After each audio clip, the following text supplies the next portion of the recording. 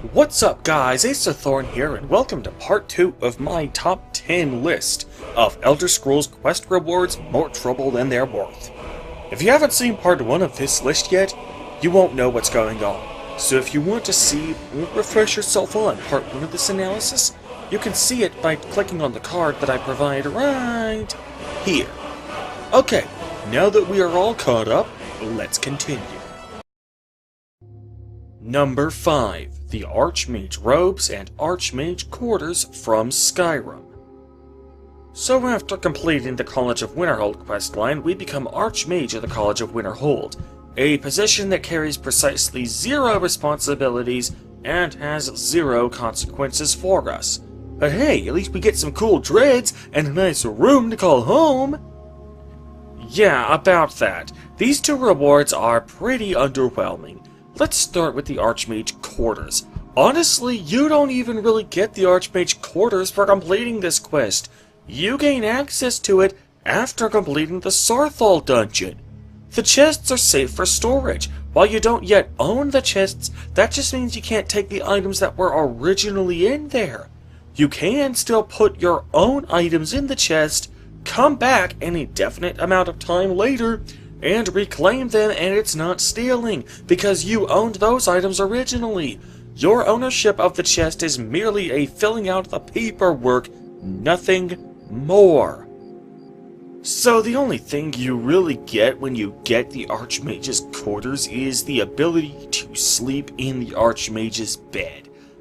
Has anyone out there, except the most hardcore of role players, ever once slept in the Archmage's bed? Unless you're playing the most hardcore of role-playing builds, you're most likely going to use one of the city's player homes for that purpose instead, or even more likely, one of the Hearthfire homes. So yeah, Archmage's Quarters is an underwhelming reward. What about the Archmage Robes? Unlike most other mages' robes, these robes provide 15% spell reduction for all schools of magic. Only problem with that is, if you're a spellcaster, aka the only type of character who would even be in the market for robes like these in the first place, you're probably just going to make yourself a set of armor that takes your 2 favorite schools of magic and knocks out the casting cost for those spells altogether.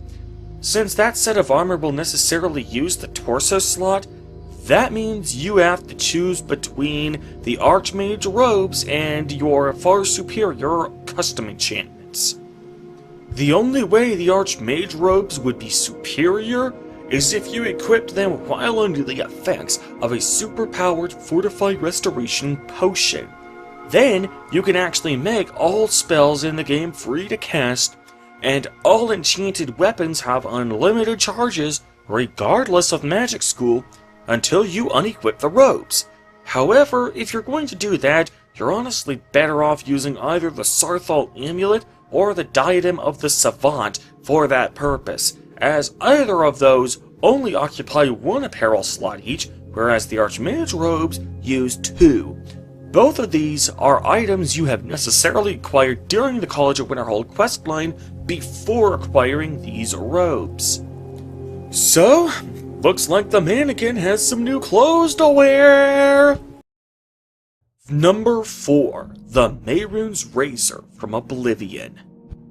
This was added to Oblivion by the DLC of the same name, and quite honestly, I can't tell if this or horse armor is a bigger waste of your money. To get this weapon, you have to go through the longest and most confusing dungeon in the entire game. Now, at first glance, the idea of a longer dungeon seems exciting. Vanilla Oblivion's dungeons were super short. Bethesda really went for quantity over quality when it came to Oblivion's dungeons. Having a much larger dungeon certainly sounds like a breath of fresh air. That is, of course, until you realize that everything about Oblivion seems to be balanced on the assumption that the dungeons are going to be short and sweet.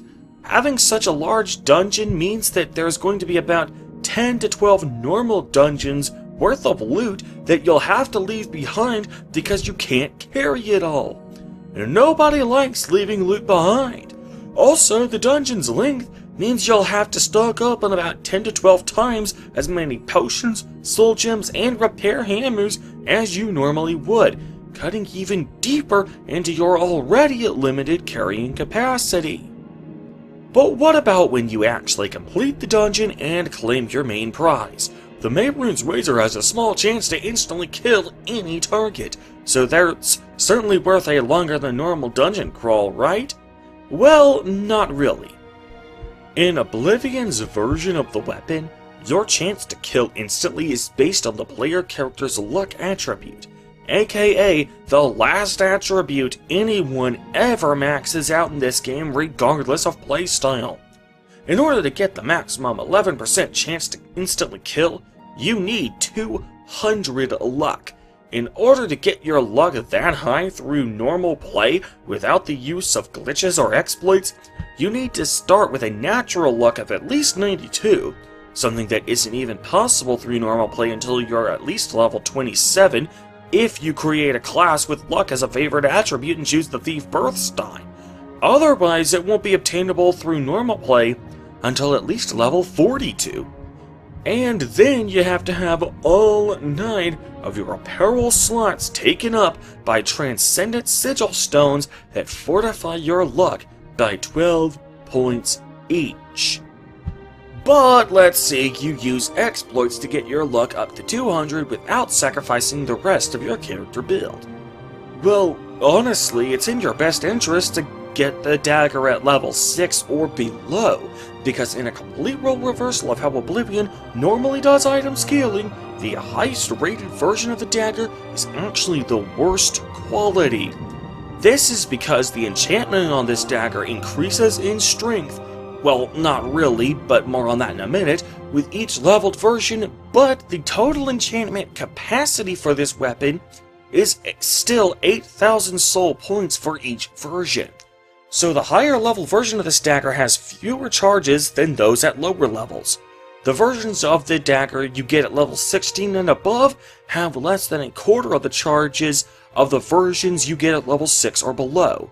The highest level version of this dagger only has 49 charges to it. Assuming you have the maximum 11% chance for an instant kill, that means you will get, on average, about 5 instant kills before you have to spend 5 grand soul gems worth of souls recharging the weapon. This issue with the enchantment charges stems from one major flaw with the way the enchantment is set up. Sure, the total enchantment capacity for the daggers doesn't increase with each level, but that wouldn't have mattered in the first place were it not for another major flaw in the system. The dagger also has a disintegrate armor effect, and this effect has a duration to it. The disintegrate armor effect seems legitimate at first glance. Even if you don't get an instant kill, at least your enchantment charge wasn't completely wasted, because it still gives you something out of it. The problem is that disintegrate armor and disintegrate weapon don't actually take advantage of any duration in their spell effect. A disintegrate armor 15 points for 7 seconds spell causes the same amount of armor disintegration as a 15 points for 1 second spell does.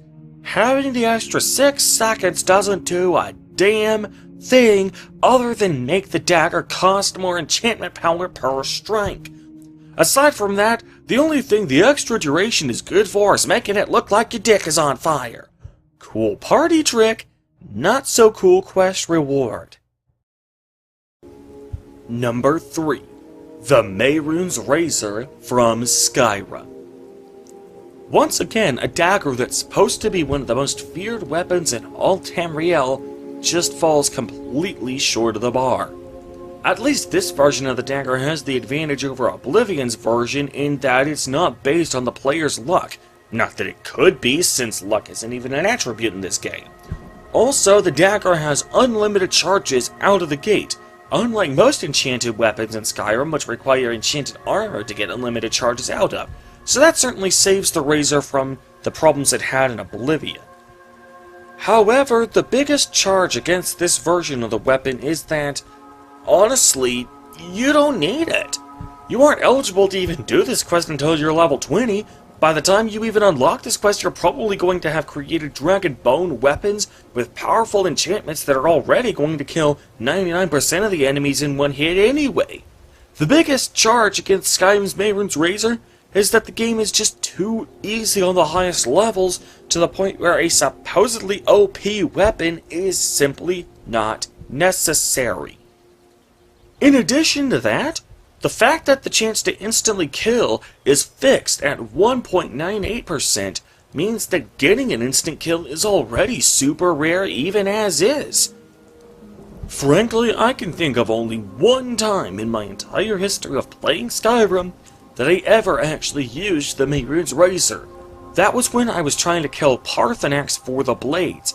I kept hitting him with my normal weapon, but he never actually died, nor did he ever fight back. I looked up a guide online and found out that this glitch could be circumvented if I got an instant kill with Mehrunes Razor, so I hacked away at Paarthurnax with the Razor for about an hour, never got the instant kill even though I hit him well over 50 times, because gambler's fallacy, and I eventually gave up. Okay, so the weapon itself is pretty crappy. What about the trouble you went through to get it? Honestly, this is one of the most annoying quests in the game. Basically, a guild hates the Mythic Dawn because of what happened 200 years ago. Granted, the Mythic Dawn's crimes were pretty atrocious, but the biggest problem with that whole scheme is the Mehrunes Razor never belonged to the Mythic Dawn. At the beginning of the events of Oblivion, it was held by a faction called the Drothmeri, who were about as far removed from the Mythic Dawn as possible, with the sole exception of them being worshippers of Mehrunes Dagon. After that, it was claimed by the champion of Cyrodiil, you know, the sworn enemy of the Mythic Dawn, unless you count that brief time when he infiltrated the Mythic Dawn as a double agent, which I don't. Fortunately, the pieces of the Razor were only scattered across Skyrim rather than all of Tamriel. But these two dungeons you have to storm to get the pieces are pretty annoying as well. Cracked Tusk Keep is one of the most annoying dungeons of the game, easily one of the most heavily booby-trapped dungeons of the game. All of this work for a butter knife. Frankly, unless you're going for the Oblivion Hunter achievement, don't bother.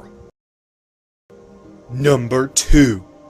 The Nightingale Blessings from Skyrim. So, what trouble do you go through to obtain this reward? Well, you have to give up the Skeleton Key.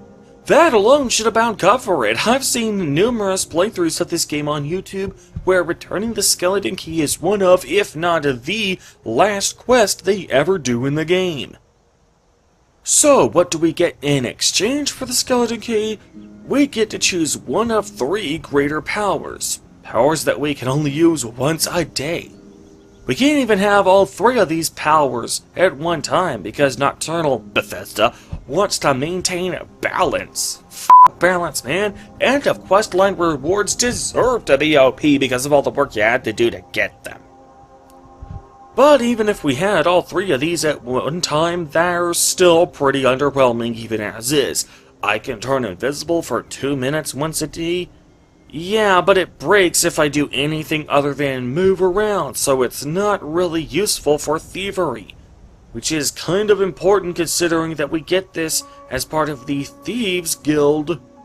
I can absorb 100 points of health from an enemy. However, I can also create a dagger with an absorb enchantment of about 25 points without any trouble, and I can swing that at an enemy 5 times and get the same results in only about 3.5 seconds. And then I can do that as many times as I need to. Agent of Subterfuge? Yeah, we've got frenzy spells for that. Frankly, the Skeleton Key itself should have been the main reward for completing the Thieves Guild questline. If we absolutely had to give up the Skeleton Key, at least make these abilities lesser powers so I can reuse them as many times as I need to. Now wouldn't that be a worthwhile prize? The ability to suck 100 points of health from an enemy again and again and again without casting any magicka or wasting any enchantment charges, or need any enchanted armor to get the spells to become free to cast. Wouldn't that be OP? But as it stands, the Nightingale Blessings are the most underwhelming quest reward for the most amount of trouble in all of Skyrim. But not in the entire franchise. And the #1 Elder Scrolls quest reward that's more trouble than it's worth is Journey to Aetherius from Daggerfall. Daggerfall's main quest doesn't have nearly as high a stakes as Oblivion's or Skyrim's main quest lines, but the final quest in that quest line, Journey to Aetherius, has to be the most trouble for the least reward in the entire franchise. So let's talk about the trouble first. So you've just handed the Totem of Tiger Septim over to the party of your choosing. You get whatever reward that party gives you, sometimes between 10,000 and 100,000 gold, and sometimes you get an enchanted piece of jewelry. Whoop-de-doo! But unfortunately, the main quest is not over. Turns out, in order to use the totem, the party you side with needs another MacGuffin item called the Mantilla. Seriously, Bethesda? Why couldn't the main quest just end when I hand the totem over to someone? That was basically the game's climax right there. Ugh, fine. So I go to some bitch called Nafalga, and she tells me that the Mantilla is located in Aetherius, aka the afterlife in the Elder Scrolls universe. Now, this isn't really a problem from a gameplay standpoint, but it is a problem from a role-playing standpoint. The place in Aetherius that we visit as the final dungeon of the main quest is going to have enemies inside it. I mean, it kinda has to if it's going to present any kind of challenge for us at all. However, if our character dies in Aetherius, our soul is destroyed for all eternity, meaning there's no hope for our character to even so much as have an afterlife. I suppose not having an afterlife at all would be preferable to an afterlife in the Soul Cairn or some equally gruesome afterlife, but frankly, I would like the ability to control my own afterlife, thank you very much. With the exception of Skyrim's main quest, which has you going to Sovngarde, this game actually puts your character in the most mortal peril of any other game in the franchise. At least in any other scenario, death would be reversible, as evidenced by the tutorial quest in Elder Scrolls Online, which may be the reason why murder in Tamriel only carries a 10-day jail sentence. But that's a discussion for another day. Okay, so the final quest in Daggerfall's main quest line is a pain in the ass. Surely the reward you get has to be worth it, right? Sure it is! That's why it's the #1 spot on this list, dumbass! In fact, I actually gave a little clue about how disappointing the quest's reward is at the beginning of this entry. I named this entry after the quest itself, not the reward. So, what do you get as a reward for putting your afterlife on the line?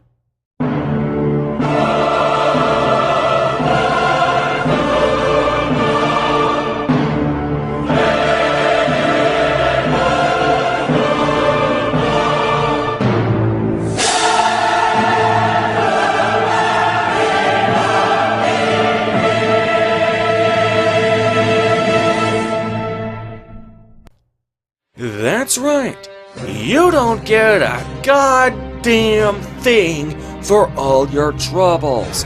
All that work, all that risk, and you get absolutely f*** all.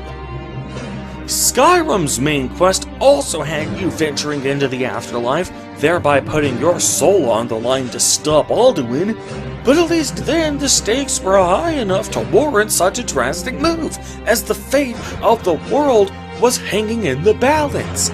Also, you at least got some kind of reward for doing that quest. It was a shitty reward, for reasons I explained in the corresponding entry on this list, but at least it was something. So, what about the ending to the main quest? Surely that provides some degree of closure to the game's main plot, right? Not really. In fact, Daggerfall probably has the most ghetto end of questline cutscene in the entire franchise. It is literally just your character in first person reading a book while the pages turn. The mantella is hurled from Aetherius, and although drawn to the empty chest of great Numidium, the will of the King of Worms commands it to his side. With its power, the King of Worms leaves his mortal frame and joins the ranks of the gods of Oblivion. Seriously, Bethesda? Was a live-action cutscene too expensive for you to give us some closure on our quest? Well, no, that can't be it, because the game actually starts with a live-action cutscene. This is just pathetic!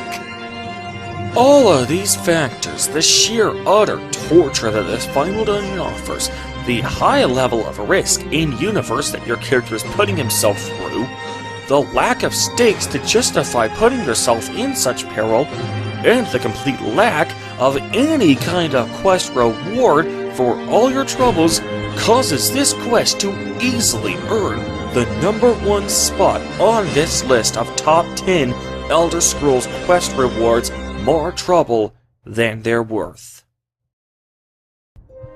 And that concludes my two-part top 10 list.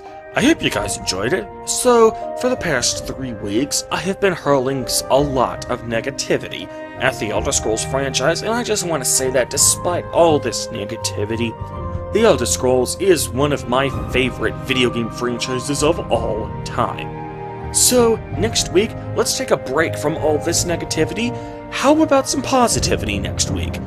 Next week, we'll do the top 5 infinite money exploits in Elder Scrolls games. For this week, however, if you enjoyed this list, be sure to give this video a thumbs up and share it with your friends. Also, check out some of my other discussion videos by clicking on the playlist in the bottom right corner of the screen, as well as some of my Let's Plays on this channel. And if you would like to see more in-depth analysis and discussion of your favorite video games, be sure to hit that subscribe button to stay notified. In the meantime, however, I am Acer Thorin, and I will see you guys later.